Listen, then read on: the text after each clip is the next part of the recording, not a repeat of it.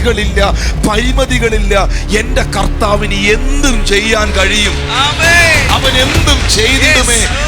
അവൻ അത്ഭുതവാനാണ് എന്ന് പറയുന്നത് പോലെ എൻ്റെ കർത്താവിന് എന്തും, എൻ്റെ ദൈവത്തിന് പരിധിയില്ല, ഫെൻസ് ഇല്ല, ബൗണ്ടറി ഇല്ല. അവൻ എന്തും ചെയ്യാൻ കഴിയും.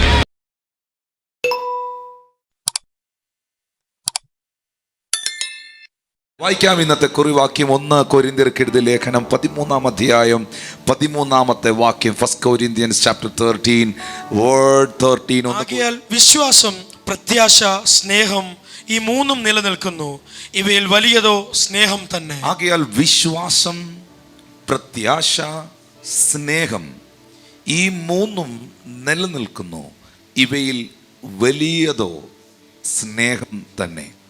ക്രിസ്ത്യാനിറ്റി നിലകൊള്ളുന്ന, സ്റ്റാൻഡ് ചെയ്യുന്ന 3 ഗ്രേറ്റ് പില്ലേഴ്സാണ്. Christianity stands on these 3 great pillars. ക്രിസ്ത്യാനിത്വം നിൽക്കുന്ന, ഇപ്പോൾ ഈ ചർച്ച് ഹോള് ഈ പില്ലറുകൾക്കകത്ത് നിൽക്കുന്നത് പോലെ ഇവിടെയും എനിക്ക് 3 പില്ലറുകൾ കാണാൻ കഴിയുന്നു. ഈ പില്ലറുകളിൽ നിൽക്കുന്നത് പോലെ ക്രിസ്ത്യാനിത്വം, ക്രിസ്തീയ വിശ്വാസം നിലനിൽക്കുന്ന 3 പില്ലറുകളാണ്. വിശ്വാസം, 2 പ്രത്യാശ, 3 സ്നേഹം.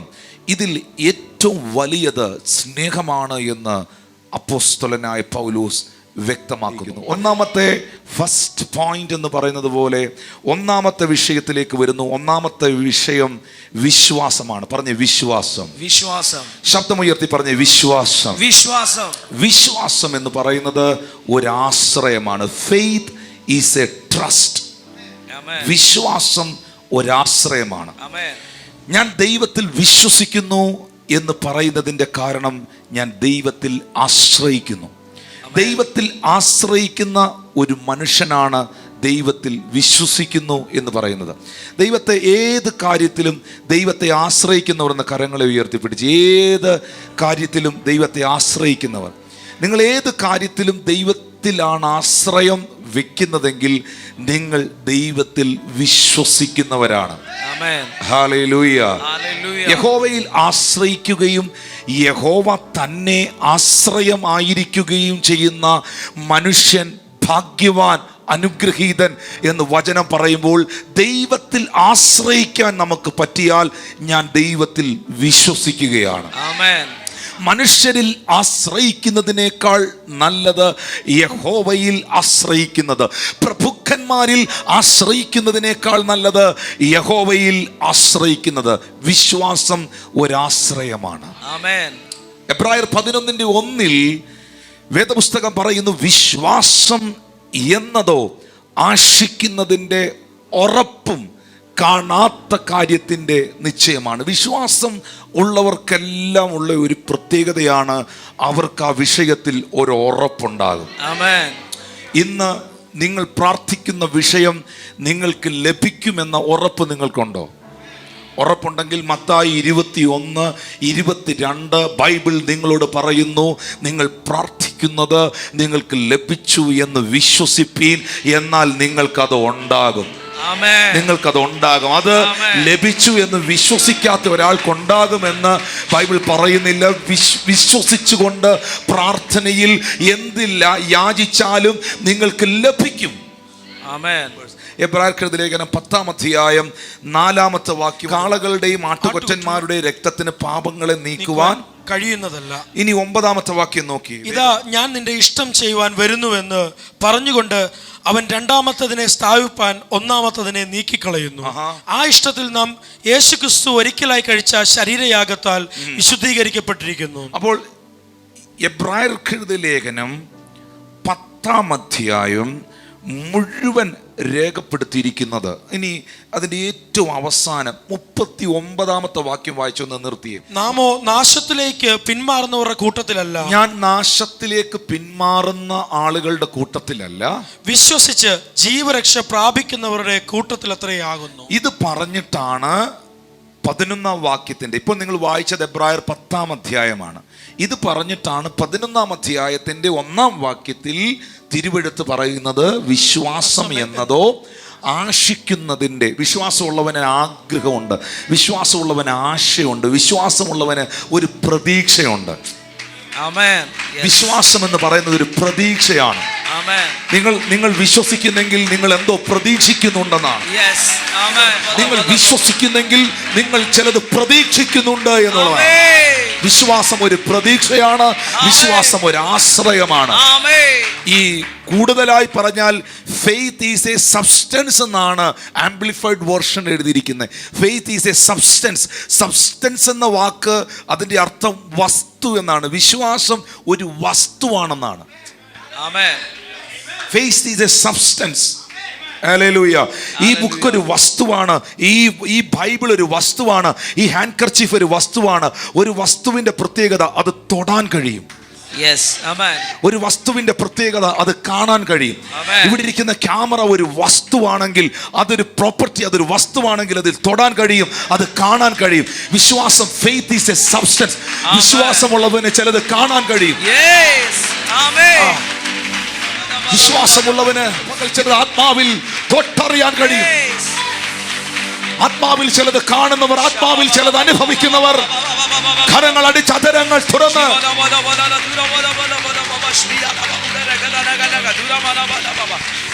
ഞാൻ നാശത്തിലേക്ക് പിന്മാറുന്നവരുടെ കൂട്ടത്തിലല്ല, വിശ്വസിച്ച് ജീവരക്ഷ പ്രാപിക്കുന്നവരുടെ കൂട്ടത്തിലാണ്.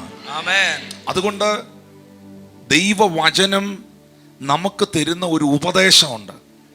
എബ്രായർ 3:12 വേദപുസ്തകം പറയുന്നു, സഹോദരന്മാരെ, ജീവനുള്ള ദൈവത്തെ ത്യജിച്ച് കളയാതിരിക്കേണ്ടതിന് അവിശ്വാസമുള്ള ദുഷ്ടഹൃദയം നിങ്ങളിൽ ആർക്കും ഉണ്ടാകാതിരിക്കാൻ നിങ്ങൾ നോക്കണം.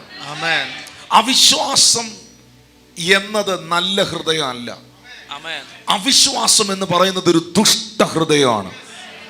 ഈ നമ്മളെ സംബന്ധിച്ച് നമ്മുടെ ജീവിതത്തിൽ നമ്മൾ കണ്ടിട്ടുള്ളത് മാത്രം വിശ്വസിക്കുന്നവരാണ്. എന്നാൽ കർത്താവ് പഠിപ്പിച്ചത് ബൈബിൾ അതിനെതിരാണ്. ബൈബിൾ പറയുന്നത് കാണാതെ വിശ്വസിച്ചവർ ഭാഗ്യവാന്മാരെന്നാണ്. ഹല്ലേലൂയ. വലിയ ബുദ്ധിമുട്ടുള്ള കാര്യമാണ്, വലിയ ബുദ്ധിമുട്ടുള്ള കാര്യമാണ്. എന്നാൽ നമുക്കത് ഉറപ്പിക്കാൻ കഴിയണം, നമുക്കത് വിശ്വസിക്കാൻ കഴിയണം. അവന്റെ വസ്ത്രത്തിന്റെ തൊങ്കലിലെങ്കിലും തൊട്ടാൽ എനിക്ക് സൗഖ്യം വരുമെന്ന് രക്തസ്രവക്കാരി സ്ത്രീ വിശ്വസിച്ചു. അങ്ങനെ സംഭവിച്ചു. യെരിഹോ മതിലിന് ചുറ്റും ജോഷുവായുടെ നേതൃത്വത്തിൽ കാഹളം അവർ ഊതുമ്പോൾ, പാടുമ്പോൾ, സ്തുതിക്കുമ്പോൾ ഒരിക്കലും അവർ ബോംബ് വെച്ചിട്ടില്ല. അവർ യെരിഹോ മതിൽ പൊളിക്കാനുള്ള ഒരു എക്യുപ്മെന്റ്സും കൊണ്ടുവന്നിട്ടില്ല. അവർ നോക്കിക്കൊണ്ടിരിക്കുമ്പോൾ ക്രാക്കിംഗ് സൗണ്ട് അല്ലെങ്കിൽ മതിൽ പൊളിയുന്ന, പൊട്ടുന്ന, കട്ട ഇളകുന്ന ശബ്ദമൊന്നും അവർ കേൾക്കുന്നില്ല. പക്ഷെ ഈ ചുറ്റി നടന്ന് സ്തുതിക്കുന്നവൻ വിശ്വസിക്കുന്നുണ്ട്, ഇത് താണിരിക്കും.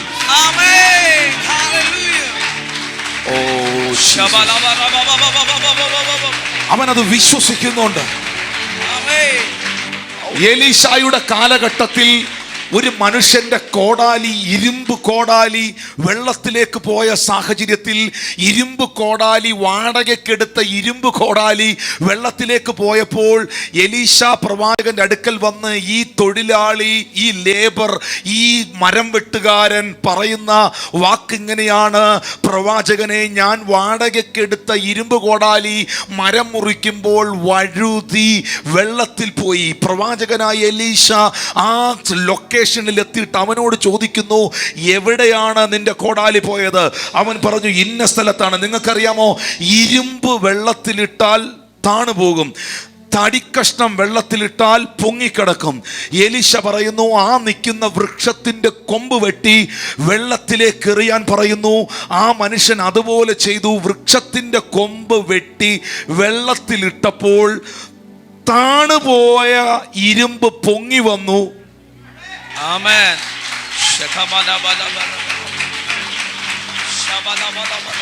ബുദ്ധി കൊണ്ട് ചിന്തിക്കുന്നവൻ ഇത് ചെയ്യാൻ പറ്റുകയില്ല. ബുദ്ധി കൊണ്ട് ചിന്തിക്കുന്നവന്, ബുദ്ധിയുടെ പ്രമാണങ്ങൾ അന്വേഷിക്കുന്നവന് ദൈവരാജ്യത്തിൽ നിന്നും ഒന്നും പ്രാപിക്കാൻ കഴിയുകയില്ല. അതുകൊണ്ടാണ് ബൈബിൾ പറയുന്നത്, വിശ്വാസം എന്നത് ആശിക്കുന്നതിന്റെ ഉറപ്പും അത് കാണാത്ത കാര്യത്തിന്റെ നിശ്ചയമാണ്. എനിക്കതിലൊരു ഉറപ്പ് വേണം. ഇത് ഫെയ്ത്തിന്റെ ആക്ഷനാണ്. ഇന്ന് പകൽ വിശ്വസിക്കുന്നവർ ഇതിനകത്ത് ഇരിപ്പുണ്ടോ? തലമുറകളെ കുറിച്ച് വിശ്വസിക്കുക, നിന്റെ ശുശ്രൂഷയെ കുറിച്ച് വിശ്വസിക്കുക, നിന്റെ ഭാവിയെ കുറിച്ച് വിശ്വസിക്കുക. അവിശ്വാസം എന്ന ദുഷ്ടഹൃദയത്തെ എടുത്തു കളയുക. ഞാൻ പറയട്ടെ, നമുക്ക് മാത്രമല്ല പ്രിയമുള്ളവരെ, ശിഷ്യന്മാര് പോലും ഇത്രയും അത്ഭുതങ്ങൾ കണ്ടവരാണ് അവർ. ഒരു ദിവസം യേശു കടലിന്റെ മുകളിലൂടെ നടന്നു വരുന്ന സമയത്ത് ശിഷ്യന്മാര് ഇന്ന് വരെ അങ്ങനെ ഒരു കാഴ്ച അവർ കണ്ടിട്ടില്ല. ഇന്ന് വരെ അവർ കണ്ടിട്ടില്ലാത്തൊരു കാഴ്ചയായിരുന്നു ഒരു മനുഷ്യൻ കടലിന്റെ മുകളിലൂടെ നടന്നു വരുന്നു. അപ്പൊ ഉടനെ അവരെന്താ പറഞ്ഞേ? എന്താ വിളിച്ചേ? ഭൂതം വരുന്നു. അപ്പോ ഇതുവരെ ജീവിതത്തിൽ കണ്ടിട്ടില്ലാത്ത ഒരു അത്ഭുതം കാണുമ്പം ഭൂതമാണെന്ന് പറയാൻ നിനക്കറിയാം. പക്ഷെ നിനക്ക് എന്തുകൊണ്ട് അത് ദൈവമാണെന്ന് പറയാൻ അറിഞ്ഞുകൂടാ? കാരണം പിശാചിന് മാത്രമാണോ അത്ഭുതം ചെയ്യാൻ കഴിയുന്നത്? കാരണം പൈശാചിക മേഖല ഒരിക്കലും ദൈവപ്രവർത്തികളെ വിശ്വസിക്കാൻ നിന്റെ ഹൃദയത്തെ വിടുകയില്ല.